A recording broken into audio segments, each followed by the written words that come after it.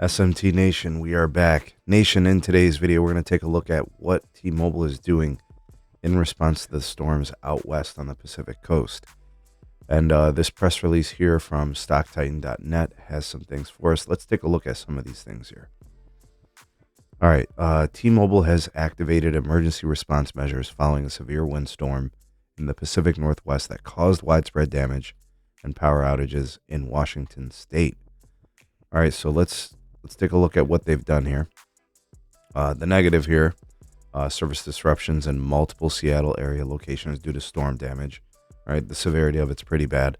Some store locations temporarily closed or operating under modified hours. All right, so not able to keep stores operational. Looks like it's something that they're having a hard time overcome. But here's what they're doing. Quick emergency response with deployment of 180 plus generators within 36 hours. This is something that I've mentioned in years past. And this is something that T-Mobile should have been doing from the moment they started upgrading the network, modernizing it, and converting it from Sprint.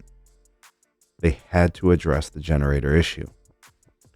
And because they haven't been able to do that to scale across the country, they still come up short in a lot of ways compared to their competitors, which are both AT&T and Verizon. Both AT&T and Verizon have government agency first responder accounts littered across their network. We're talking millions and millions of folks on those two networks, probably to the tune of somewhere over 10 plus million, 12 plus million people. This is why T-Mobile has never been really in play for that type of customer, for those types of accounts, right? Seeing them deploy these generators is great. This is ideal. This is exactly what they should have been doing. But it's a separating, distinguishing factor when it comes to networking. The hardening of the network is partly in the power, remaining functional through all these different types of scenarios when power goes out, right? All right, so it says service restored to vast majority of impacted areas. They're offering temporary and limited services to affected customers at no additional cost.